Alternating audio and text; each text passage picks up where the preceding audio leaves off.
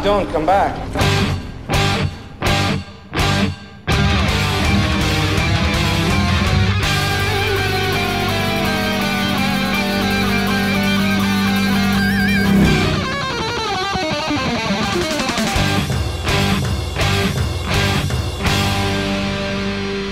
Welcome to the Mad Max Minute. No, you sit right there. We'll take care of Mad Max Fury Road 1 minute at a time. I'm Rick. And I'm Julia. And today we're talking about minute 45, which begins with the fuel pod being a real drag.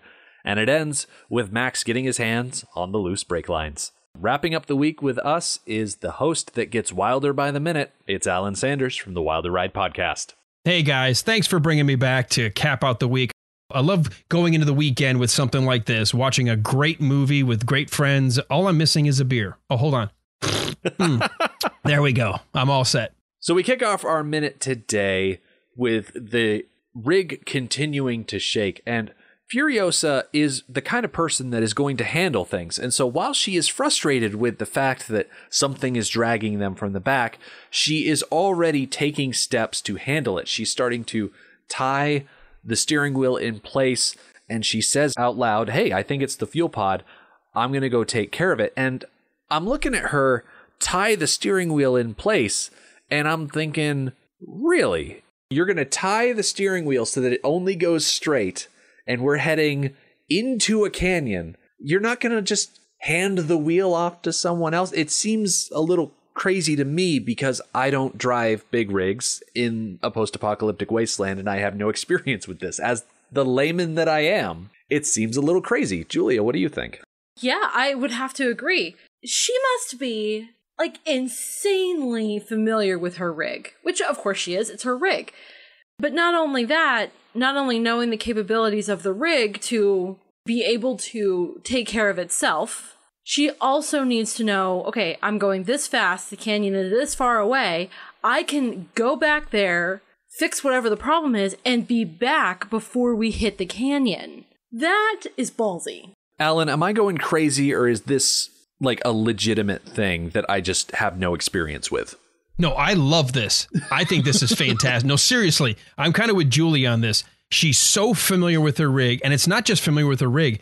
She's done this before. Like, she's not thinking, oh my God, how am I going to... She's like, I know exactly what I'm going to do. I'm going to tie off the wheel. I'm going to go out there because it's the fuel pod that's dragging. It's either I got to let it go or there's something wrong with the brakes. Either something's come loose. I can make my way all the way to the back of the rig while we still keep trying to escape and get back up here in time. I think that just shows not only what a badass she is, but how good she is and how comfortable she is. Like, this is her world. This rig, we really establish when she's ready to do this that she is 100% comfortable with everything she's doing within this rig. Max has a reputation for being an excellent driver. From the very moment we are introduced to him in Mad Max 79, that's his main thing, being a great driver. I think Furiosa kind of puts him to shame. She's so much better than he has ever shown us he can be. That's one thing that bugs me about the opening shot of the movie when he's being chased down, is I'm like, wait a minute, this is the guy that 3 other movies is like the badass driver who knows how to navigate this wasteland, and he gets easily overtaken and then rolls his car. I know that's how it starts and that's the script, but it always bugged me that he got taken that easily. I think it would have been much cooler if we had started the movie off with a Mad Max 79 caliber chase, where that chase, it went on for a while. You know, I don't think we needed to go on that long for an opening for Fury Road, but it ended with such high stakes, excitement. Okay, something came to me as you were talking about that.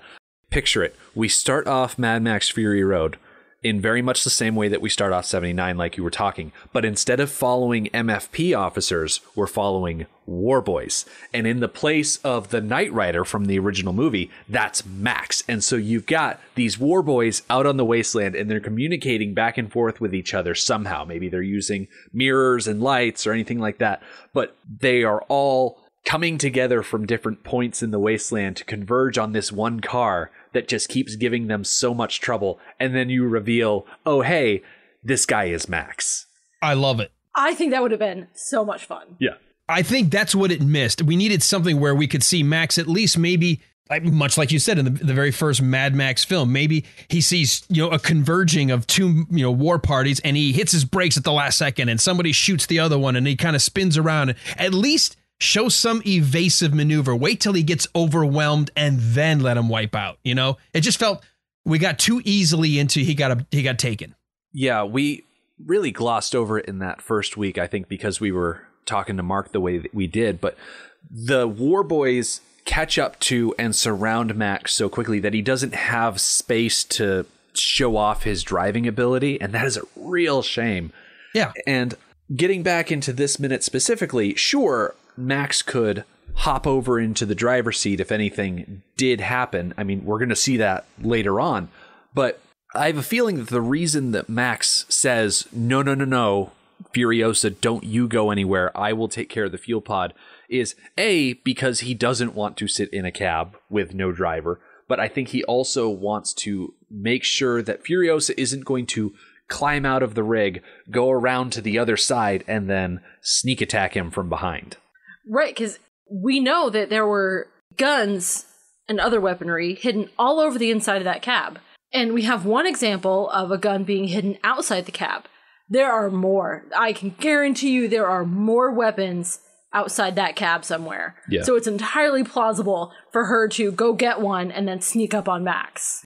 Alan, why do you think Max volunteered to go take care of it? Okay, that's an interesting question because I don't sense...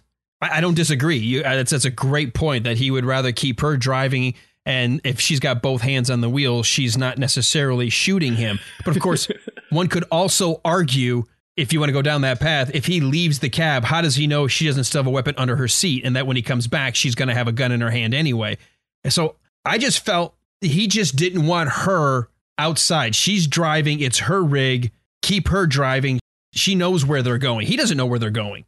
It's obvious she has a plan. I don't want to take because you could argue, well, he's the man. He's going to go out there. I don't think that's it. I do think he wants to keep her in the driver's seat.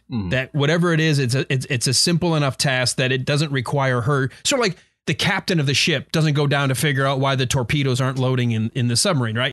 You're the captain. You stay up here. We'll send a grunt to go do it. As far as the weapon potential goes, it's a lose-lose.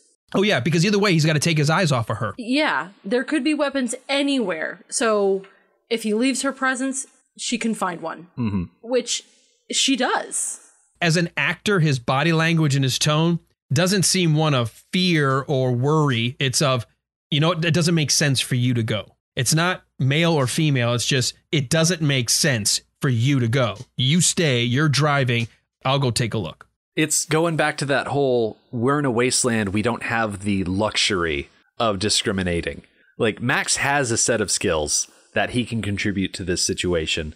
And I think the phrase is game recognizes game in this situation, where Max is like, okay, you've already shown during the initial chase where I was tied to the front of a car that you are able to drive. Let's keep you in that position, and I'll just, like you said, Alan, do the grunt work. But what I like about this is that as Max takes the gun bag and sloughs it over his shoulder and he starts exiting the vehicle, he does so backwards. He kind of pulls a Ginger Rogers because he knows better than to turn his back on any of the people in this rig. Yeah, even in this moment where there is a problem with the object that is going to save all of them, in this moment they're in it together. But even through that, he's not ready to trust them at all yet. Can we also not forget that what we talked about Wednesday, there are encroaching war parties on their position, and it's obvious to Max she's running from them. He doesn't want to go back to them. So they're sort of, misery loves company. They're forced to work together. Yeah.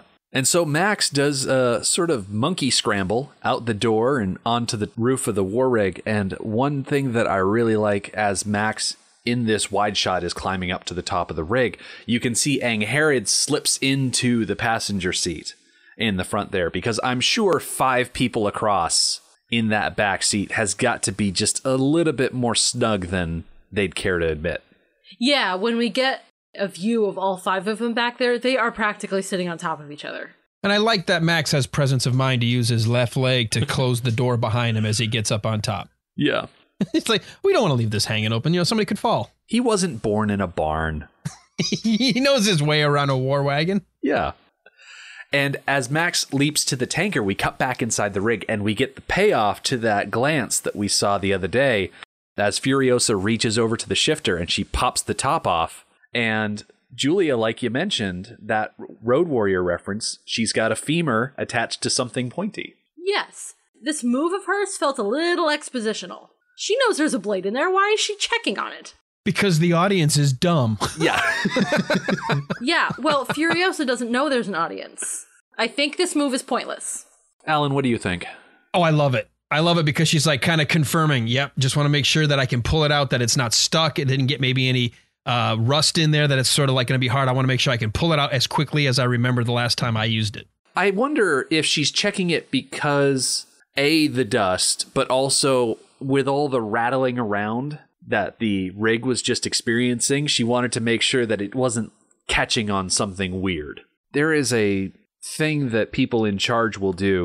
They'll want to check and double check to make sure that things are going to work well when the time comes. It happens a lot from the higher ups at the place where I work, where they want me to go into a space and check and double check that something is working before they need to use it.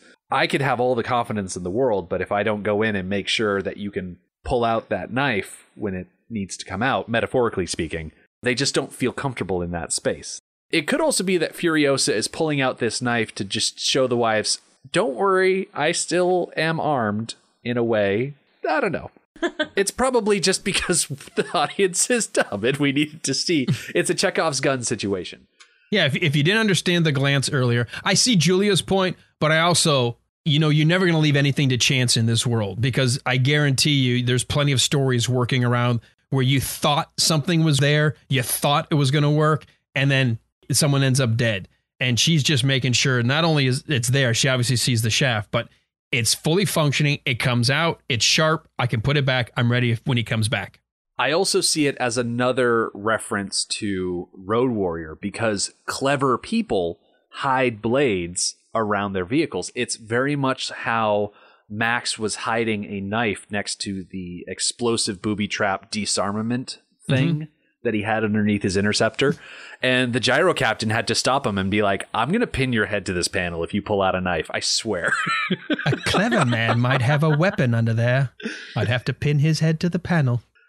This gear shaft reminded me of a Harry Potter reference. Okay. Of course, because it's been a while since I've referenced Harry Potter. True. Lucius Malfoy's wand is similarly stuck inside of his walking cane with a snake head as the femur bone. So Furiosa's got her own wand hidden away, except it only casts a few spells. Like, what's that slashing one from the Half-Blood Prince? Oh, Septum Sepra. There we go. It casts Sectum that Sempra. one. That one.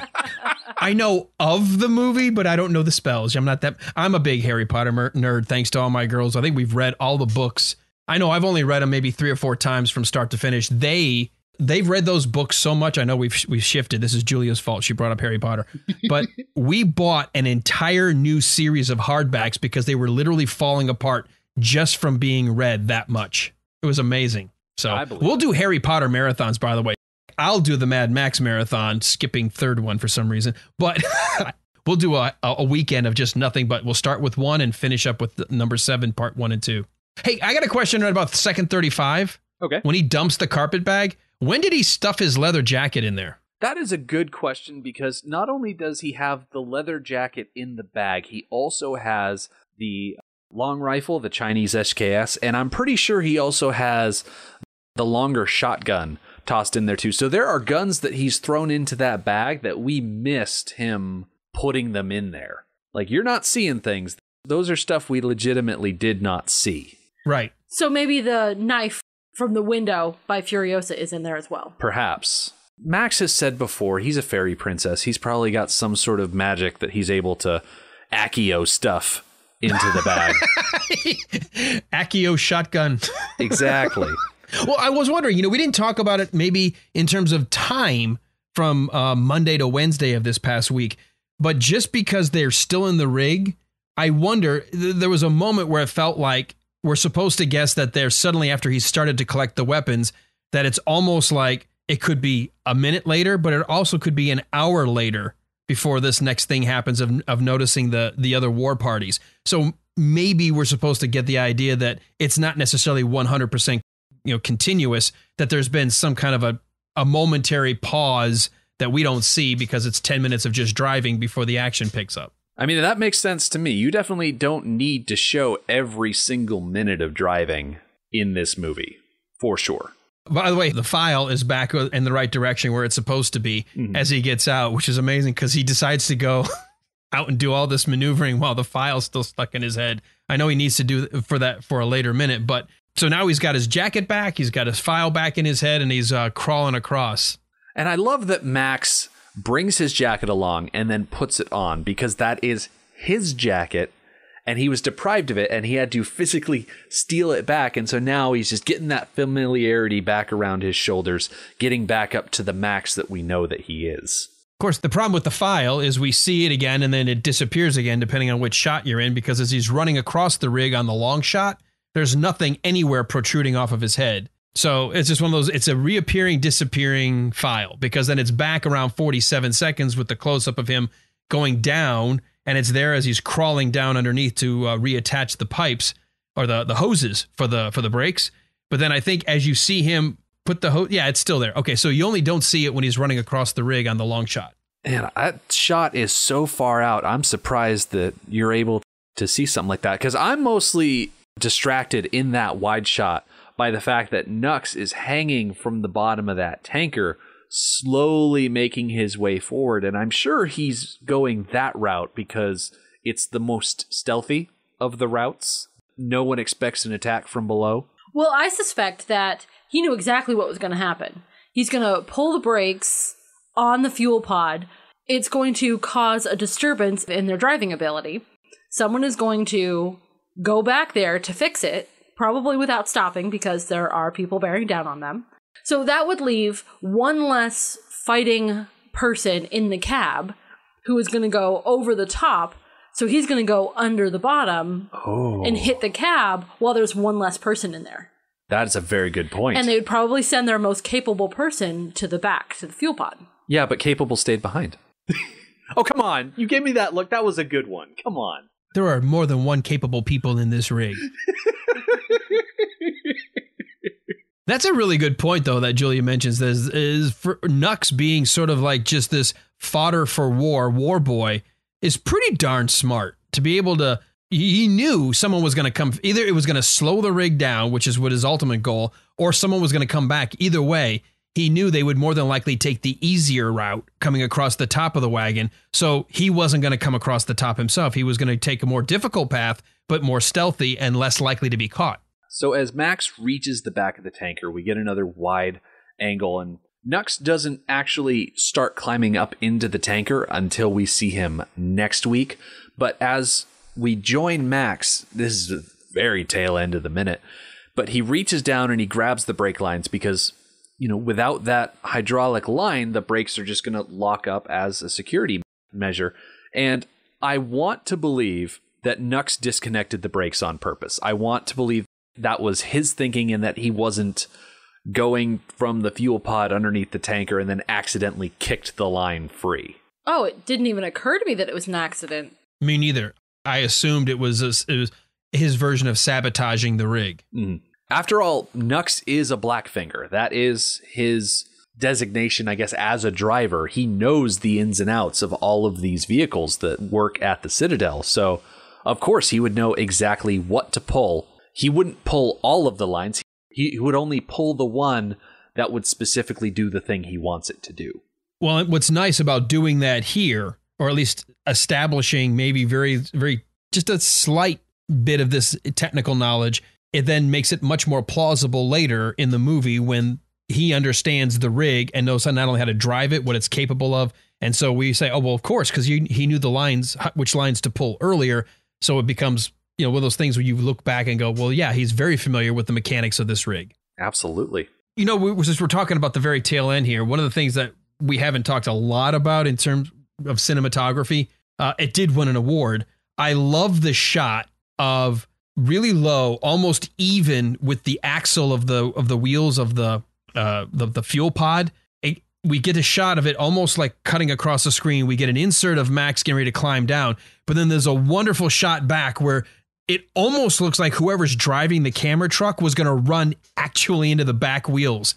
And that sudden sense of nearly almost being on top of the tires is just so like you catch your breath, like, holy God, I'm almost inside these wheels. And I love that shot. Yeah, right around second 47 or 48, somewhere in between. Yeah, we get right up close, getting to see the custom rims that the Citadel has made with all of those spiky armor bits. You know, if you pause it at like second 49, you see the literal tire, tread in your face. Like the camera is literally on top of the tire. Yeah. It's amazing. It's an amazing shot however they did that shot to get the dust and to get the frenetic movement of the camera sliding in there. This is a fantastic movie. There's not a bad shot in this whole thing. I know we've heard it before that you could probably take any frame from this movie and it would just be so perfectly put together that there's that YouTube channel, Every Frame a Painting. And when it comes to movies, this is definitely one of those movies. I'm not going to say that every single last frame, because some of them are really blurry from action happening, but you get the idea. I think, and I know George Miller said, I wanted to do one of two things. Either this was going to be super colorful because I'm tired of every post-apocalyptic movie has to be bleak and dull and bleached out, or I'm doing it black and white. What do you think? Because I know there is a release of the movie now. I don't know if it's just only YouTube or I've seen scenes of or maybe somebody went and did a black and white. But do you think this movie would have worked as well as a black and white? So I think you're talking about the black and chrome edition. We have a copy of it on Blu-ray and we haven't watched it yet on purpose. Okay. Because we're saving that for the end of the movie. After we've gone through all of the other minutes, the plan is that we're going to sit down and we're going to watch the black and chrome edition. That way we can compare and contrast based on all of the conversations we've had before related to the movie. I have not actually seen any of it yet, and I'm actually really looking forward to it. The shots I've seen on YouTube clips, some of the stuff when they talked about that, the special release in black and chrome is interesting looking. I just don't know. I think it's one of those things where I'd like to have them both, but I don't know if I'd ever go back to I want to watch the black and chrome one. I really like the hyper color, really bright. I mean, this movie is just gorgeous as is. I'll be interested to hear your take, you and Julia, when you get a chance to watch it. Because like I said, I watch the scenes and I can appreciate that, that sort of callback to a black and white, or in the case of calling it the black and chrome edition. But it's so hard because I love the movie so much in its theatrical form. It's hard for me to see it any other way. So that pretty much brings us to the end of the minute. This is last call. If anybody has anything they want to say about this week in particular, or maybe the movie as a whole. Well, one thing early on, can I ask, do you think Charlize Theron ADR'd her little grunt? Because it doesn't feel like it matches her mouth. Oh, there were so many lines in this movie that were ADR'd. And so I'm willing to bet if it looks ADR'd, it was absolutely ADR'd. Because I almost thought it wasn't even her, the little, it didn't. I think it is her, but it's almost like it doesn't feel right for what's happening. It's almost like her mouth closes too soon for the sound, and then it doesn't feel right. And then when she starts talking about, I think it's the fuel pod, it sounds like her. It just that grunt feels weird. Sorry, that's just a note I wanted to cover. I did want to say this. I thought this was great when directors of action movies and other movies can just look at this film and we're like jaw dropped. And I had a little bit a quote I had found at a screening of some of the footage back before the movie came out at the South by Southwest Film Festival. Apparently George Miller was there. He was just saying, like, here's this movie I'm working on. Here's some of the stuff. Here's some of the chase scenes. Suddenly a man stood up in the very back of the room and said, "How the hell did you film that?" And it turns out that it was director Robert Rodriguez who was there, who was just blown away by what this, 70-plus-year-old director was doing in terms of action and adventure in a way that it was just breathtaking and fresh and new. That tickles me to no end because Robert Rodriguez is the kind of director who got his start doing low-budget action-style movies. Like, I think El Mariachi was his first one. Yeah. And that was shot on a shoestring budget down in Mexico, and just coming from a place that you would not expect an action movie to come. And then it just launched his career. And it's a very similar story to what you see coming from George Miller. Shot out in the country from a place that you don't expect a big action movie to go on a shoestring budget. And then out of nowhere, it explodes a series of movies because El Mariachi moved on to other movies starring, I think it was an Antonio Banderas, right? Mm-hmm. Yes. And it just went on from there. And it's interesting that it's Robert Rodriguez because he also had a long history of action movies. Then he had a period where he was doing a lot of kid movies, specifically the Spy Kid movies. And George Miller kind of did the same thing. So you could almost argue that Robert Rodriguez is kind of following in George Miller's footsteps. Yeah. In terms of career arc. The Mexican equivalent to the Australian director, George Miller. No, I could see that. And I mean, George Miller has said that there was that period when he had, well, I think it was his grandkids. And so he started moving to softer, more kid-friendly movies because that's just kind of the world he was in. And now he was back to thinking about this violent world of Mad Max. I should, for the sticklers out there, Robert Rodriguez is Texan, not Mexican, but he shot El Mariachi in Mexico. So, don't get on my case. Don't at me. Please don't at me. One of the notes I had is, this is the wrap up. I think it's interesting that in 2016, the movies that had a lot of actors nominated for Best Supporting Actor, Best Actress, Best Supporting, all the acting positions, most of those movies did not get nominated for Best Picture. And yet this movie had no actors at all nominated at all for any of their roles. And yet it was nominated for Best Picture. And it did win 6 Oscars for folks who go, it's a dumb action movie car chase. Yeah, well, guess what? It won 6 Oscars. And so I had written those down. I don't know if you've already talked about them, but I had it down. Best Achievement in Film Editing goes to his wife, Margaret Sixel, which I think is amazing.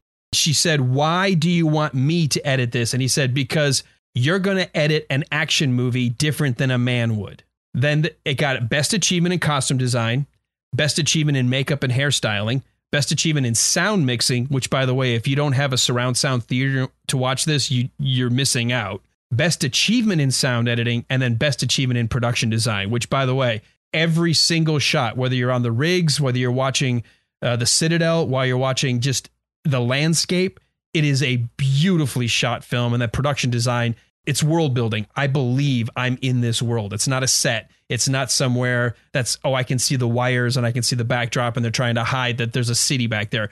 It is world building. And anytime I'm sucked in, a well-deserving Oscar for that. Absolutely. No argument from us.